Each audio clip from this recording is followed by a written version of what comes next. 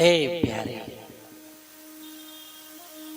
पहला ही श्लोक गोपी गीत का। जयति ते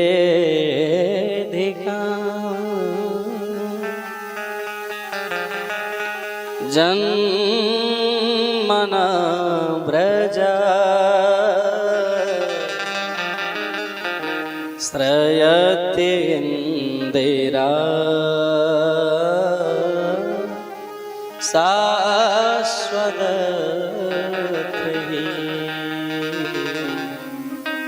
दयिते दृश्यता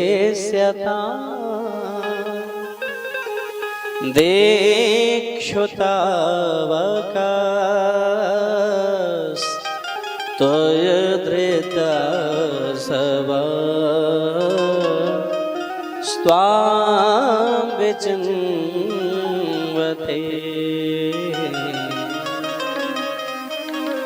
गोपियां बड़े भाव से भगवान से कहती हैं और रुदन कर रही हैं और निवेदन कर रही हैं कि हे प्यारे,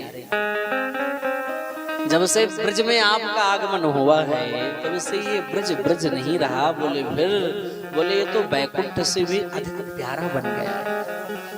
क्यों फर्रुखाबाद की मैया, मेरे भाई लोग, इतना प्यारा ये बन गया है वृंदावन। ये साधारण वृंदावन नहीं। बोले फिर? तो गोपियां कह रही हैं सरकार, ये वास्तविकता श्री बैकुंठ जैसा प्रतीत हो रहा है।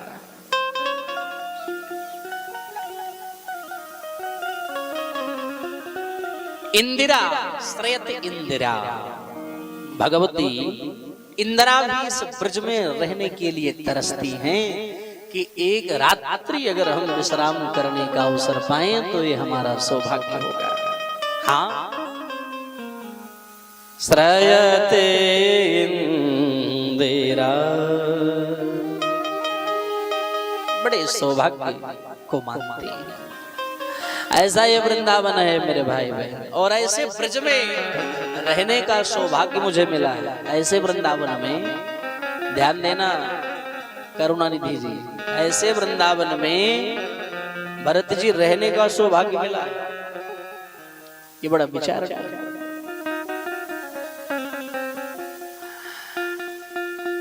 और आप हमें ऐसे ब्रज बीच मझधार में छोड़ करके चले गए। ए प्यारे, ऐसा ना करो आप, मुझे छोड़ करके ना जाओ। तब जन्मनः प्रजा वैकुंठम अधिकम जयति। ये वैकुंठ से अधिक प्रिय है और हमें यहाँ पर रहने का अवसर प्राप्त हुआ है। और आप हमें इस प्रकार से मेरा परित्याग करके जाएंगे तो फिर वो आनंद नहीं आएगा। सरकार, मुझे छोड़ करके मत जाओ। और अगर छोड़ करके जाना ही था तो इतने इतने भयानक राक्षसों से फिर मुझे बचाया क्यों भाई? मुझे मर जाने देते। कितने बड़े बड़े भयंकर राक्षसों से आपने हमारी सुरक्षा की। तो क्या इसी दिन के लिए बचाया था कि आज मैं इनको बचाऊंगा और कल मैं अपने स्वयं के हाथों से इन्हें मारूंगा? उस वक्त तो आपने मुझे बचाया और आज आप अपने विरह रूपी अग्नि में मुझे मार रहे। हे प्रभु, ऐसा ना करो। अघासुर, बकासुर, व्योमासुर, अरिष्टासुर, केसी, अघासुर, सबसे बड़े बड़े भयानक राक्षसों से आपने मुझे बचाया और आज आप विरह रूपी अग्नि में जलाकर मुझे मार रहे हो। ये अच्छी बात नहीं है।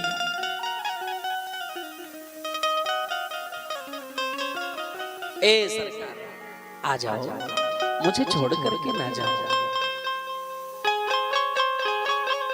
हम निवेदन करते हैं सरकार, अगर हम जानते हैं कि हमारे हृदय में अभिमान आया, लेकिन सरकार आप चाहते तो अभिमान को भी तो दूर कर सकते थे। मैंने आपसे आग्रह किया था, क्या कहा था कि मैं विभोर हाथी भावा गादे तुम रसंसा संत्यज्य सर्व विषया स्तव पादमूलम्। सरकार हम समस्त विषयों का परित्याग करके आए, लेकिन अब आप हमारा तो परित्याग ना करो। अगर हमारे हृदय में अभिमान आया भी तो सरकार आप चाहते तो अभिमान आप दूर कर सकते थे। आपके चरण इतने अद्भुत हैं, इतने अद्भुत आपके चरण हैं कि अगर वही चरण हमारे हृदय पर आप आसीन कर देते तो हमारे हृदय के अंदर जितनी भी दुर्भावनाएं हैं सबके सब समाप्त हो जाते। लेकिन हम आपसे निवेदन कर रहे हैं अभिमान दूर करने के लिए, लेकिन आप तो स्वयं हमसे दूर हो गए प्यारे। ऐसा ना करें आप, मुझे छोड़ करके ना जाओ। अब सरकार आप यही कह रहे होंगे कि तुम लोग मुझसे प्रेम नहीं करती हो। प्रेम करना ऐसा थोड़ी ना कहलाता है। अरे मुझसे अगर प्रेम है तो अपने प्राणों का परित्याग कर क्यों नहीं देती हो? अरे सच्चा प्रेम तो हमारे पिताजी महाराज दशरथ हमसे किया करते थे कि जब हमको गए मात्र 6 दिन हुए थे। कितने? 6 दिन हुए थे गए। और जब सुमंत जी महाराज लौट करके आए और जब सुमंत जी से महाराज दशरथ ने पूछा क्या हमारा राम आया? बोले मैं उन्हें लौटाने में असमर्थ रहा प्रभु। तो 6 दिन ही हुए थे और 6 बार मुख पर राम राम राम राम राम राम राम राम अपने प्राणों का परित्याग। गोस्वामी जी महाराज रामायण में इसका संकेत भी करते हैं। 6 बार महाराज दशरथ जी ने राम शब्द का उच्चारण किया है। राम राम कही राम कही,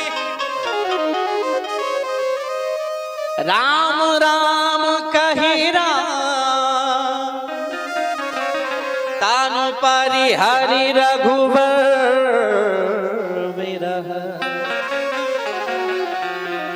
राव गयो सुरधाम। राम राम करते करते महाराज दशरथ ने प्राणों का परित्याग कर दिया। तो आप हमसे प्रेम करती हो, मेरे प्रेम में इतने दिन तक जिंदा हो, ये तो सोचने की बात है, बड़ी विचारणीय बात हो गई। भाई तुम भी मर जाओ। गोपियां कह रही हैं सरकार क्या मरना ही आपके प्रेम का रिजल्ट कहलाएगा? अगर आपसे दूर रहकर जो मर जाए तभी आप मानेंगे कि ये हमसे प्रेम करती हैं। तो मैं आपसे निवेदन करना चाहूंगी कि महारानी अशोक वाटिका में विराजमान किशोरी श्री जानकी जी तो वर्षों तक आपसे अलग रही, तो क्या वो आपसे प्यार नहीं करती थी? हाँ या ना करती थी ना? तो फिर वो क्यों नहीं मर गई? उनको भी तो मर जाना चाहिए। और आपको ये लग रहा था कि मेरी किशोरी का प्राणांत हो गया होगा जब आपने महाराज हनुमान जी को भेजा लंका के लिए। और जब हनुमान जी महाराज लौट करके पुनः आए तो आप तुरंत पूछ पड़े कि राम जी ने पूछा कि मेरी सीता का तो प्राणांत हो गया होगा। तो हनुमान जी क्या निवेदन करते हैं फर्रुखाबाद की मेरी माँ कि जरूर प्राण निकलना तो चाहते हैं प्यारे। क्या कह रहे हैं हनुमान जी? प्राण निकलना तो चाह रहे हैं महारानी सीता जी के। बोले फिर क्या हो रहा? तो हनुमान जी निवेदन कर रहे हैं कि नाम पाहरू दिवस निस, ध्यान तुम्हार कपाट, लोचन निज पद जंत्रित, प्राण जाहि खेवा। प्रभु निकलने के लिए तैयार है, लेकिन सरकार आप यहाँ हैं, आपका जो ये नाम है ना राम, यही पहरेदारी कर रहा है, किशोरी जी के प्राणों की सुरक्षा कर रहा है। यानी सिक्योरिटी गार्ड बन करके आपका नाम खड़ा हुआ है। प्राण निकलना चाहते हैं, लेकिन जिस दरवाजे से प्राण निकलना है वहीं पर आपका नाम ये राम शब्द ही वहीं पर दरवाजे पर खड़ा है कि मैं प्राण निकलने नहीं दूंगा सरकार। यानी आपसे बढ़कर भी आपके नाम की महिमा है। ऐसा निवेदन भक्त लोग करते हैं। सुना भी हो रामायण में। जब आप रामचरित मानस का अध्ययन करो तो उसमें बड़ा सुंदर संकेत करते हैं इस बात की कि राम जी से बड़ा है श्री राम जी के नाम के में। कहाँ वो कहाँ लगे नाम बड़ाई, कहाँ वो कहाँ लगे नाम बड़ाई, कहाँ वो कहाँ लगे नाम बड़ाई, कहाँ वो कहाँ लगे नाम बड़ाई। राम न सकहे नाम गुण गाए, राम न सकई राम गुण गाई, राम न सकई नाम गुण गाई। कहाँ कहाँ लगे नाम बड़ाई।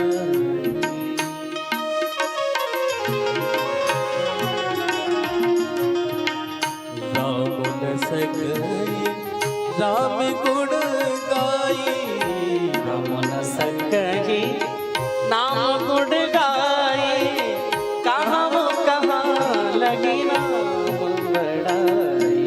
कहाँ कहाँ लगे नाम बड़ाई। राम न सकई राम गुण गाई, कहूँ कहाँ लगे कहूँ कहाँ लगे कहूँ कहाँ लगे कहूँ कहाँ लगे नाम कहूँ कहाँ लगे कहूँ कहाँ लगे नाम बड़ाई।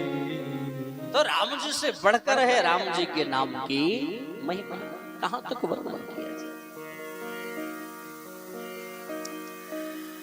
और सरकार अगर मैं चाहूं मरने के लिए तो मैं तो मर भी नहीं पाऊं। भगवान ने कहा ऐसा क्या खा लिया जो मरोगे नहीं, ऐसा कौन सा अमृत पी लिया भाई आपने जो आप कह रही हैं हम तो मरना भी चाहें तो मर नहीं पाऊं।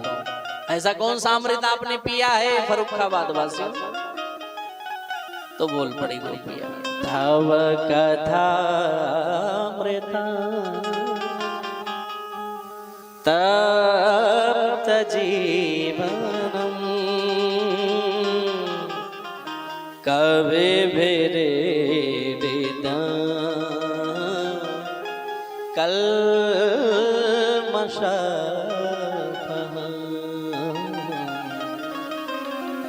श्रवण मंगल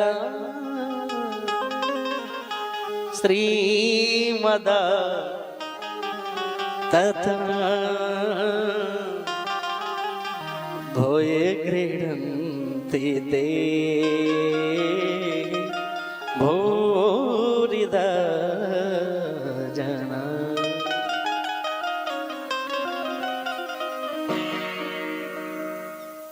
मैंने आपकी कथा रूपी अमृत का पान किया।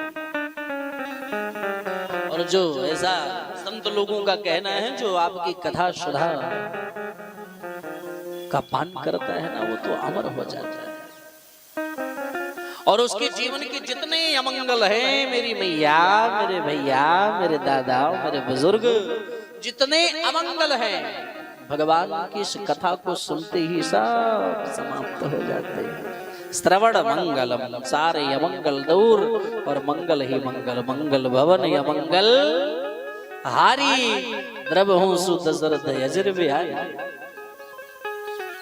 तो मेरे भैया और ये बात अगर सोचो मैं कह रही हूँ कि नहीं यहाँ तो मैं नहीं बोल रही हूँ, बोले फिर कौन ऐसा बोल रहा है? तो गोपियां कह रहे कबे भेरे देता। अरे भैया बड़े बड़े कवियों ने गाया है, बड़े महान कवि लोग इस बात को कह रहे हैं कि अगर ये कह रहे हैं तो सत्य है। लेकिन मैं इतना जरूर निवेदन करूंगी सरकार, इस दुनिया में मैं अगर सबसे बड़ा दानी किसी को मानती हूँ, सबसे बड़ा दानी, तो वो दानी कौन है जानते हैं? सबसे बड़ा अगर दानी आप खोजने लगो दुनिया में तो सबसे बड़ा दानी कौन है जानते हैं? जानते नहीं जानते?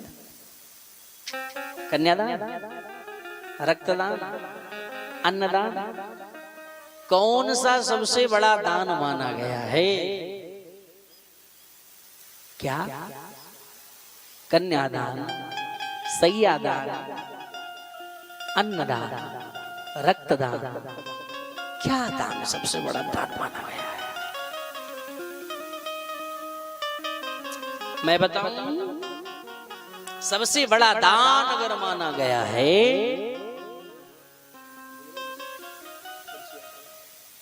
सबसे बड़ा दान अगर कोई है तो भगवान की कथा दान करना ही सबसे बड़ी दान है। ये हम नहीं बोल रहे, भागवत में गोपियां बोल रही हैं, ध्यान देना। व्यास जी महाराज गोपियां कह रही हैं, भोए गृणन्ते ते, यहीं से रोक दो, भूरिदा जना। भूरी माने दान, भूरी दान जना। अगर आप भगवान की कथा दान करते हैं, भगवान की कथा लोगों को सुनाते हैं, क्योंकि कथा का आयोजन तो कोई एक ही करता है ना, और सुनने वाले अनेक होते हैं। तो अगर हम आयोजन किए, हजारों लोग बैठ करके कथा सुनने, तो भगवान की कथा से बढ़ करके दान कोई और दान नहीं होता है मेरे भाई भाई। इतने लोगों को आप भगवान के से जोड़ दिए, तार से तार जुड़ गए, है नहीं गौरी जी? भगवान के तार से तार जुड़ गया, फिर वो खींचे बंधे चले आएंगे। कहने का तात्पर्य, गोपियां कह रहे हैं सबसे बड़ा दानी मैं उन्हें मानती हूं जो आपकी कथा दान करते हैं। इसलिए लोग कहते नहीं जीवन में कथा दान करना चाहिए, कथा दान करना चाहिए। तो कथा दान का मतलब लोग आजकल मैं देखता हूँ पोथी दान कराते हैं। एक भागवत खरीदे और वो पोथी दान कराए, और वहां के ब्राह्मण देवता भी ऐसे विचित्र क्षोम धारण्यों कि वो भी उठा करके पैक करके उसमें अलमारी में डाल। अब उनके पास इतनी भागवत है, कितनी भागवत का पाठ करेंगे भाई, है नहीं? हाँ, अगर आपने पोथी दान किया और उसका नित्य प्रतिपाठ हो रहा हो, तब तो आपको पुण्य लाभ है, तब तो कल्याण है। लेकिन आप केवल दान कराए, आप उनके हाथों में दिए, वो उठा करके अलमारी में रख दिए। राम नाम, राधे राधे बोलना पड़ेगा, जोर से बोलो राधे राधे। तो ये मतलब नहीं है अगर हम दान कर रहे हैं तो पोथी दान नहीं, हम एक बार कथा का आयोजन करें अपने जीवन में। अगर हम एक बार आयोजन करते हैं और हजारों लोग बैठ करके सुनते हैं, तो भगवान की कथा ऐसे ही करना चाहिए। कैसे करना चाहिए, ये भागवत के महात्म्य में ही इसकी विधि बताई गई। समझ रहे हैं? जिस प्रकार से आप अपनी बेटी की शादी करती हो ना, तो कितने कितने डेकोरेशन करवाते हैं लोग, और 4 महीने से तैयारियां चल रही हैं। हाँ, 4 महीने से लोग तैयारियां चालू कर दे। अरे महाराज क्या बताएं, अब की बार बेटी की शादी पक्की होगी। अरे मैं तो सुना ये कितने कौन सी डेट है भाई? अरे यही डेट है, कहाँ पक्की किया? अरे वही तो पक्की किया। 4 महीने से लोग इनविटेशन कार्ड वितरण करना शुरू कर देते हैं, और कितने धूमधाम से विवाह हम मनाते हैं। हाँ या ना? मनाते हैं ना? तो जब हम भगवान की कथा करें या करवाएं, तो ये विचार करें कि हम भी एक लड़की की शादी की तरह धूमधाम से उस कथा को करें और मन से आनंद आ जाए मेरे भाई बहन। ऐसा हमें करना चाहिए। लेकिन भगवान की कथा में लोग वो उत्सव, वो उत्सुकता ये नहीं रह जाती। वहां तो ऐसे मुरझाए हुए जाते हैं। अगर किसी ने पूछ लिया कैसे हो भैया, ठीक है, जैसे लग रहा है कितना बड़ा टेंशन, पूरे भारत का भार जैसे इन्हीं के ऊपर लदा हो, बेचारे दबे जा रहे हैं। नया नया कानून बिल यही पास कर रहे हैं, परेशान आना तो है नहीं। ऐसा नहीं, अगर हम परेशानी में भी हो, अगर सामने वाला हमसे पूछ रहा है कैसे हो भाई, अरे यार फर्स्ट क्लास, भगवान की बड़ी कृपा है। भले ही पर वो हमारे दुख को थोड़ी ना दूर करेगा, कि दूर करेगा भगवान, हमारे टेंशन को तो दूर करेंगे ठाकुर जी। तो हम दुनिया वालों से क्यों गिड़गिड़ाए? नहीं यार बहुत परेशान हो, तो तुम्हारा कमेंट करेंगे, तो हम अपना कमेंट थोड़ी ना करवाएं। हम यही बोले प्रभु की बड़ी करुणा हम पर है, बड़े मस्त हैं, स्वस्थ हैं, व्यस्त हैं, और भगवान की ऐसे ही निरंतर कृपा बरसते रहे, बस और कुछ नहीं चाहिए। तो उसको कमेंट करने का अवसर आपने नहीं दिया। और अगर आपने गिरे हुए शब्दों में बोला, तो घर जाकर यही कहेंगे बड़ा अकड़ के चलते थे, अब देखो आ गई ना बात। इस समय परेशान है, ये इनका पाप ही है जो परेशान किया।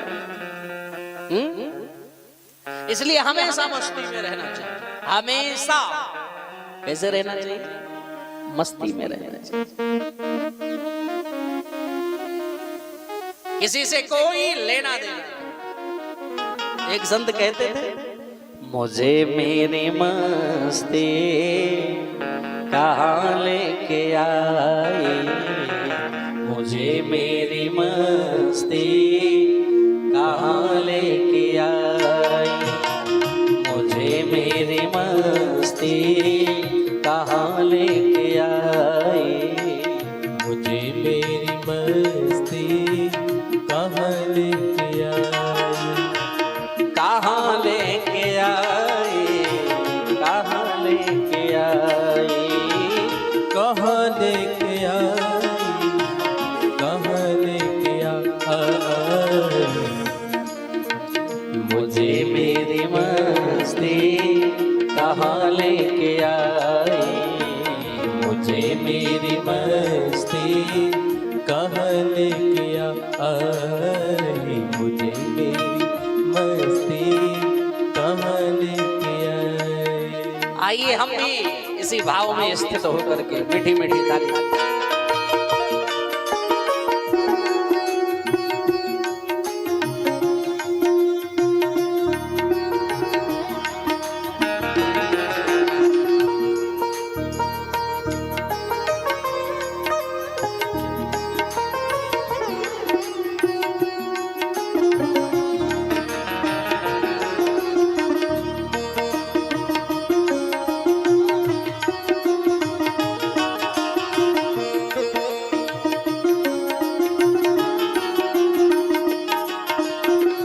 पता जब लगा मेरी हस्ती का मुझको, पता जब लगा मेरी हस्ती का मुझको, पता जब लगा मेरी हस्ती का मुझको, पता जब लगा मेरी हस्ती का मुझको, पता जब लगा मेरी हस्ती का मुझको, पता जब लगा मेरी हस्ती का मुझको, पता जब लगा मेरी हस्ती का मुझको, पता जब लगा मेरी हस्ती का मुझको, सिवा मेरे अपने, सिवा मेरे अपने कहीं कुछ नहीं, मुझे मेरी मस्ती कहाँ लेके आई, मुझे मेरी मस्ती कहाँ लेके आई, कहाँ लेके आई, कहाँ लेके आई, तो कहाँ लेके आए, कहाँ लेके आए, मुझे मेरी मस्ती कहाँ लेके आई, मुझे मेरी मस्ती कहाँ लेके आई। कहाँ लेके आई फर्रुखाबाद वालों, जरा ताली बजा।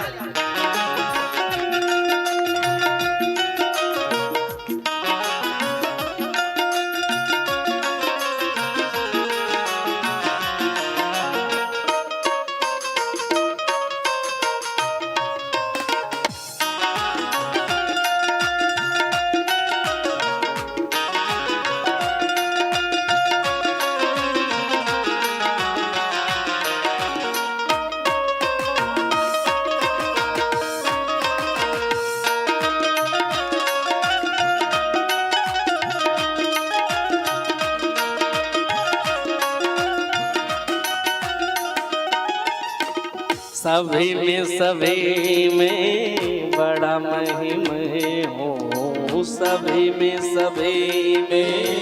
बड़ा नहीं मैं हूँ, सभी में सभी में सभी में सभी में सभी में सभी में सभी में सभी में सभी में सभी में बड़ा महिम हूँ, सभी में बड़ा मैं ही मैं हूँ। सिवाय रे अपने, सिवा मेरे अपने कहीं कुछ नहीं। मुझे मेरी मस्ती कहाँ लेके आई, मुझे मेरी मस्ती कहाँ लेके आई, कहाँ लेके आई, कहाँ लेके आई, कहाँ लेके आई, कहाँ लेके आई। मुझे मेरी मस्ती कहाँ लेके आई, मुझे मेरी मस्ती कहाँ लेके आई, मुझे मेरी मस्ती कहाँ लेके आई, कहाँ लेके आई, कहाँ लेके आई, कहाँ लेके आए।